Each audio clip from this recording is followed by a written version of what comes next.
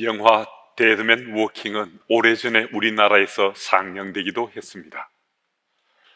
그해 아카데미 영화제에서 수녀 역을 맡은 수잔 서랜든이 여우주연상을 받을 만큼 전 세계 관객들의 시선과 평단의 시선을 끌었던 영화였습니다.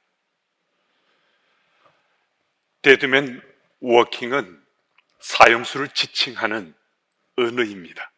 사형수가 사형장으로 걸어 들어갈 때 간수가 데드맨 워킹이라고 소리쳤습니다. 남자 주인공 매튜는 어느 날 데이트 나온 남녀 청소년을 덮쳤습니다. 남자는 그 자리에서 즉사시키고 여자는 끌고 가서 강간하고 잔인하게 살해했습니다. 얼마 후에 경찰에게 붙잡혔고 사형을 언도받았습니다. 그는 감옥에서 헬렌 수녀에게 편지를 써서 도와달라고 청했습니다. 자신은 사람을 죽이지 않았다고, 아무 죄도 없는데 감옥에 갇혔다고 주장했습니다. 매튜의 이 말을 그대로 믿은 헬렌 수녀는 백방으로 석방운동, 구명운동을 펼쳤습니다. 그러나 확실한 물적 증거 때문에 수녀는 매튜가 살해범이란 사실을 알게 되었습니다. 그럼에도 매튜 곁을 떠나지 않고 계속해서 그 곁을 지켰습니다. 그녀가 살인자 매튜 곁을 떠날 수 없었던 것은 그의 영혼을 그리스도 사랑으로 사랑했기 때문이었습니다. 매튜는 매사에 아주 냉정하고 거칠고 야비하기 그지없었습니다. 그렇지만 그 영혼은 언제나 외롭고 사랑에 굶주려 있었다는 사실을 수녀는 너무나 잘 알았습니다. 그는 그리스도의 용서의 사랑을 전하면서 그가 그리스도 안에서 죄에 대한 용서를 받고 하나님의 은혜로 참 안식을 누리도록 도왔습니다. 집행 하루 전날 잔인하리만큼 냉정했던 매튜는 헬렌 수녀의 한결같은 사랑 앞에 무너져 내리고 자신의 지난날 모든 잘못을 털어놓습니다. 그 전까지는 한 번도 자기는 죄가 없다고 소리쳤던 매튜가 자신이 살인범이라고, 자신이 그들을 죽였노라고 털어놓았습니다. 그의 눈에는 참의 눈물이 하염없이 흘렀습니다. 헬렌은 매튜에게 하나님이 그의 그 무서운 죄도 용서해 주실 수 있다고, 그리고 매튜는 그 사실을 믿음으로 평안을 누릴 수 있게 되었습니다. 다음날 매튜는 데드맨 워킹이라는 간수장의 외침이 들려졌을 때 사형장으로 걸어 들어갔습니다. 방탄유리 건너편에는 죽은 아이들의 부모님들과 변호사 그리고 수녀가 끝까지 그의 죽음을 지켜보았습니다. 그리고 최후로 그는 죽은 아이들의 부모님에게 용서를 구했습니다. 그리고 수녀에게 사랑한다고 말을 남겼습니다. 매튜는 도저히 용서받을 수 없는 강간 살인범이었습니다. 그러나 진정 그리스도의 사랑이 그에게 전해졌을 때 그는 더 이상 버티지 못하고 자박하고 통회하며 자신의 죄를 고백하고 그 죄에 대해서 용서함을 받았습니다. 마침내 그는 하나님 은혜로 평안을 누리고 그리고 죽음을 맞았습니다. 그런데 여러분, 우리에게는 이런 사랑이 없는 건가요? 우리도 그리스도인이잖아요. 우리도 누군가를 사랑하고 또 사랑받길 원하는데 우리에겐 이런 사랑은 없는 겁니까? 그렇지 않습니다. 우리에게도 이런 사랑이 있습니다.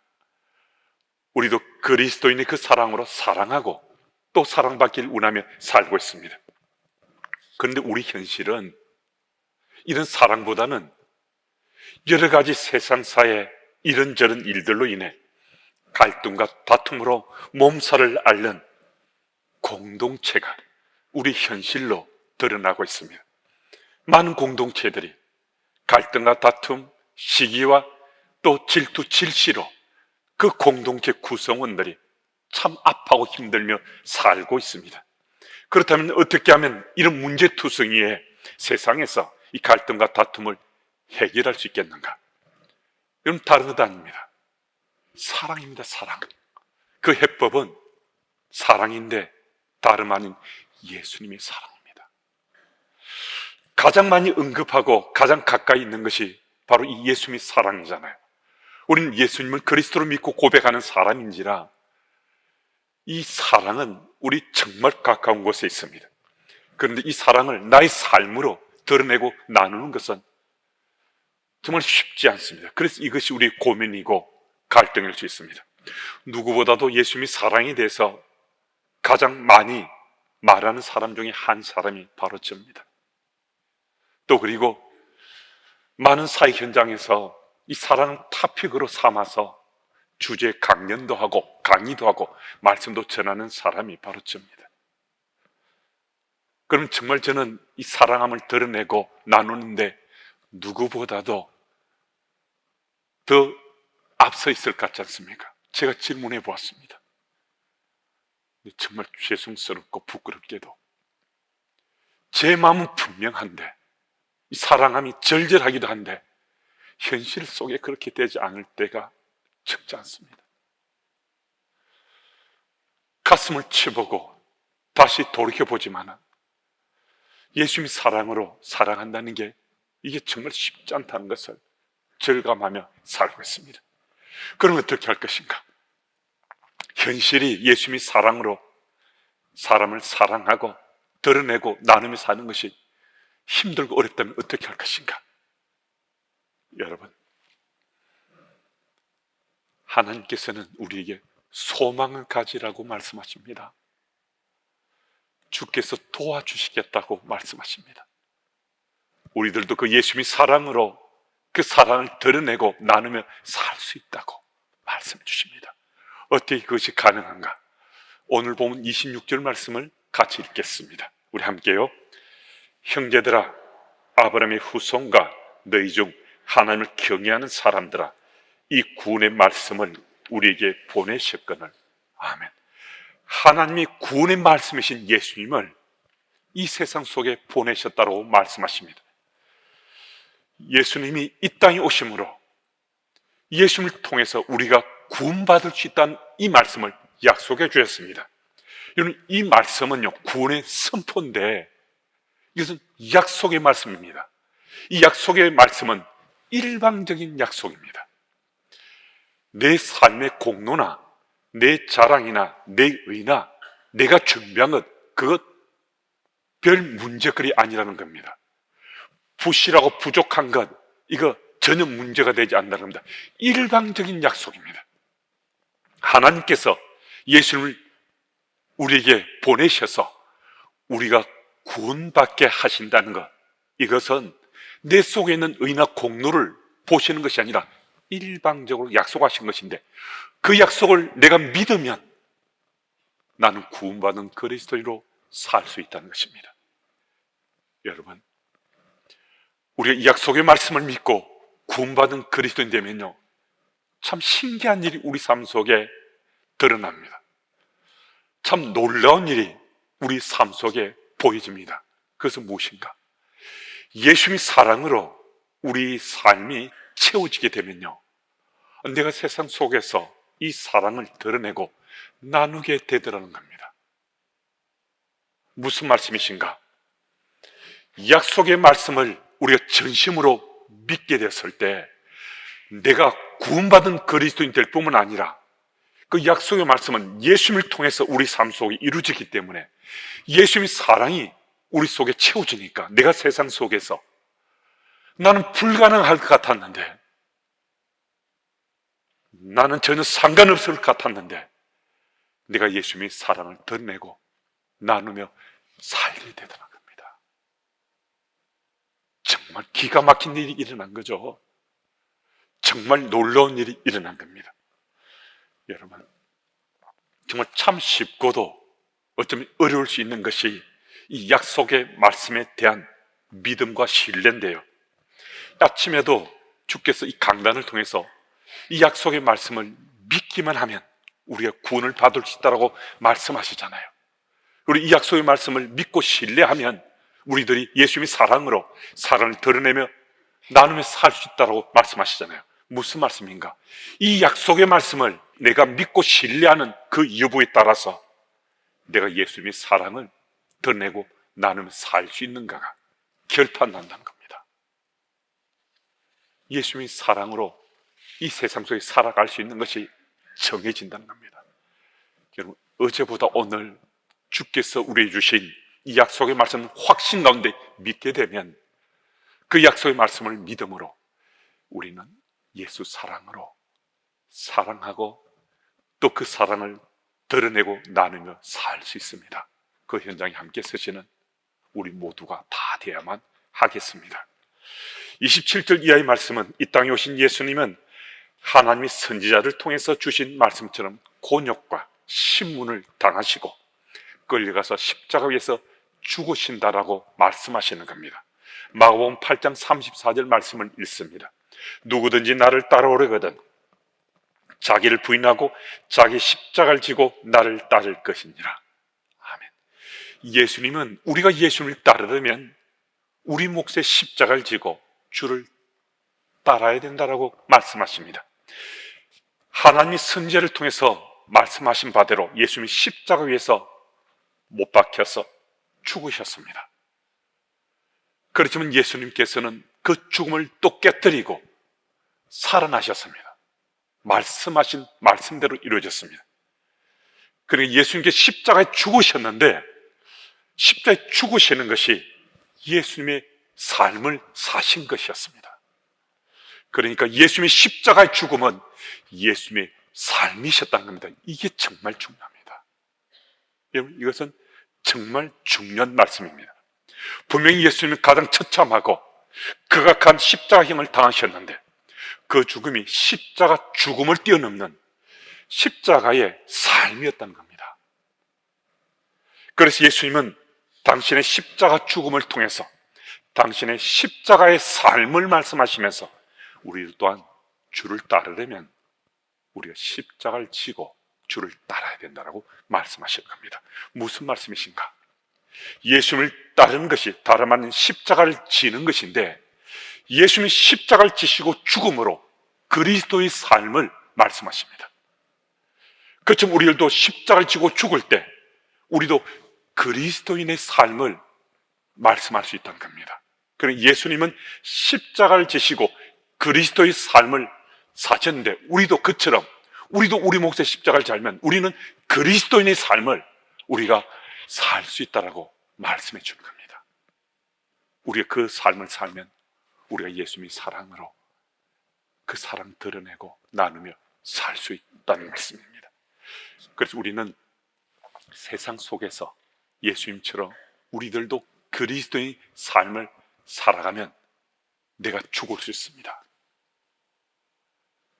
내 의가 죽고 내 자랑이 죽고 내 교만이 죽고 내 이기심과 욕망과 탐심이 내 몫의 십자가를 지고 감으로 내가 그리스도인의 삶을 살아가는 그 열매로 내가 죽을 수 있습니다.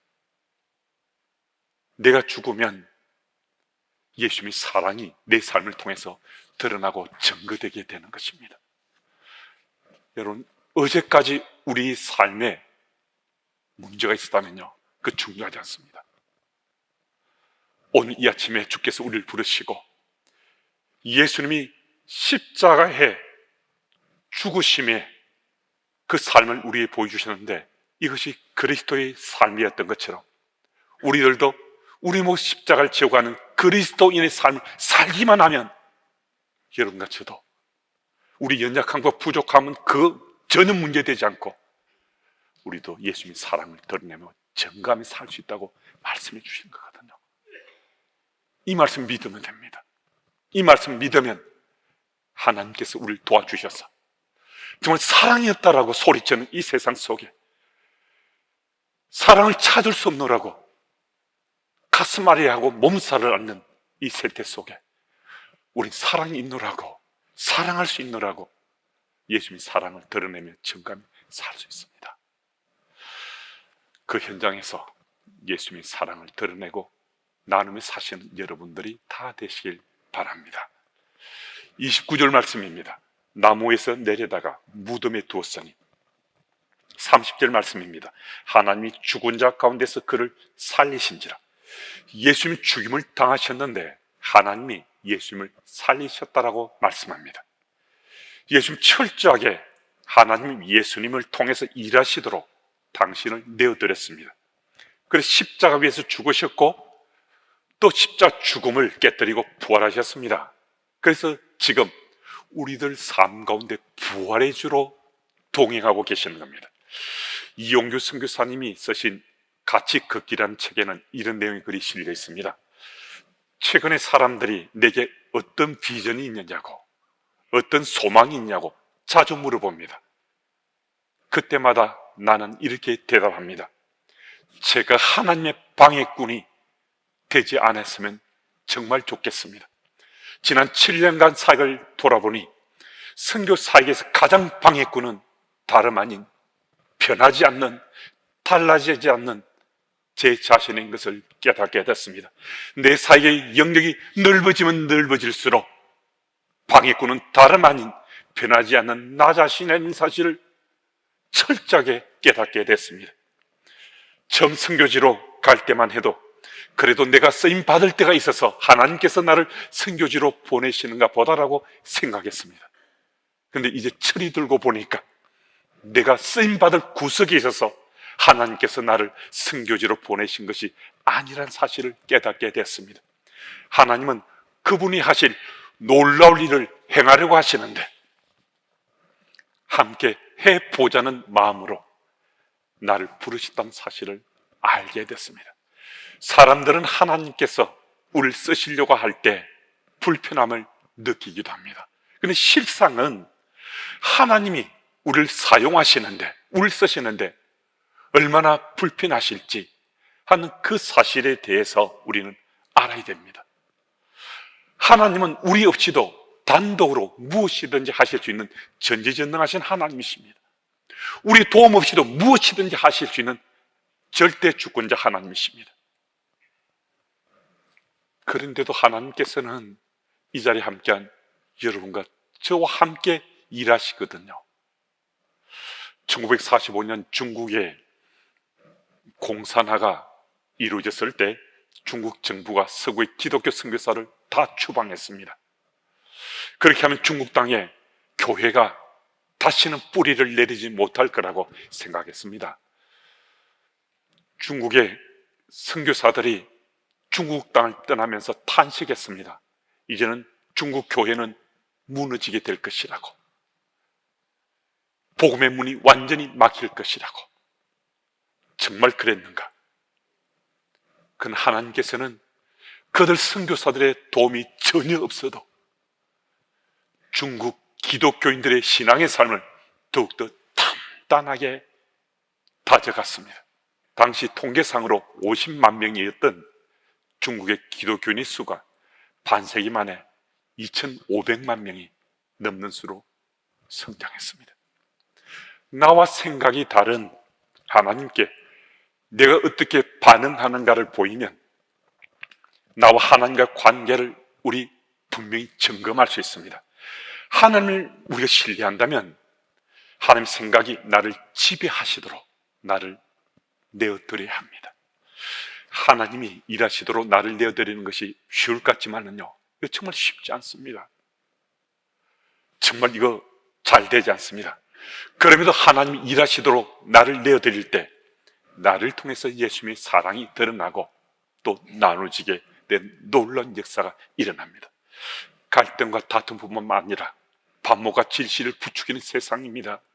그래서 우리 모두가 발딛고 서 있는 그 세상 속에도 여전히 사랑 없노라고, 사랑이 정말 필요하노라고 그렇게 소리칩니다. 그런데 그때 하나님이 일하시도록 나를 내어드리면요,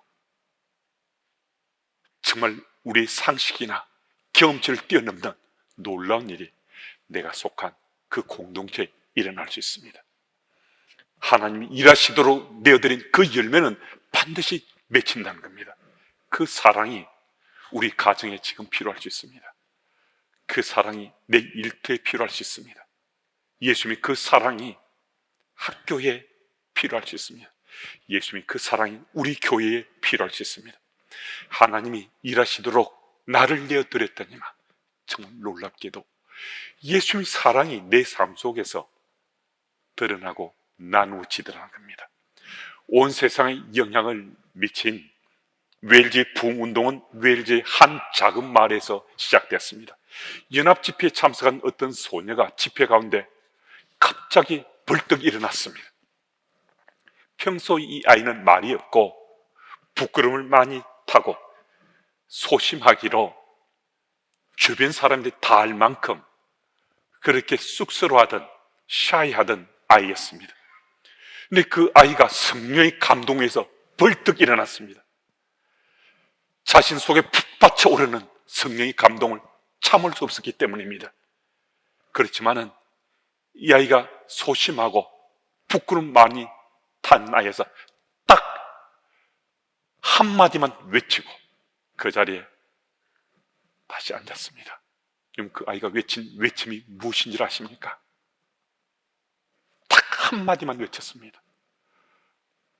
오 주님, 제가 주님을 사랑합니다. 여러분, 다른 외침 아니었습니다. 그 아이가 성령의 감동으로 주의 은혜가 자기 삶 속에 채워졌을 때, 오 주님, 제가 주님을 사랑합니다라고 외쳤는데 그 집회에 참석했던 사람들 마음밭에 오 주님 사랑합니다라는 이 외침이 물결처럼 파도치고 그들의 삶 속에 마치 전염병이 퍼져나가는 처럼 한 사람 한 사람 그 삶 속에 오순절 성령 강림의 역사처럼 영적 부흥의 불꽃이 일어나고 전해지기 시작했습니다. 그 불꽃이 세상으로 퍼져나가기 시작한 겁니다. 이 자리에 함께한 우리 가운데 누군가가 먼저 시작하시면 됩니다. 가정에서, 일터에서, 학교에서, 교회에서 내가 먼저 시작하면 됩니다. 내가 바로 그 누군가가 되면 됩니다. 어떻게 해요? 어떻게 시작하면 됩니까? 오 주님, 제가 주님을 사랑합니다. 오 주님, 제가 주님을 사랑합니다. 이 고백을 내가 먼저 하나님께 올려드리면 당장은 아닐 수 있지만 내가 속한 공동체가 예수님의 사랑으로 드러나고 나누어지는 공동체가 될 수 있습니다. 여러분, 주님의 이 사랑, 그 사랑이 또 전해지고 또 전해지고 나눠지고 또 나눠져서 예수님의 사랑이 넘쳐나는 우리 주님의 교회 가족들이 살아가는 삶의 터전들이 다 되시기를 축복합니다.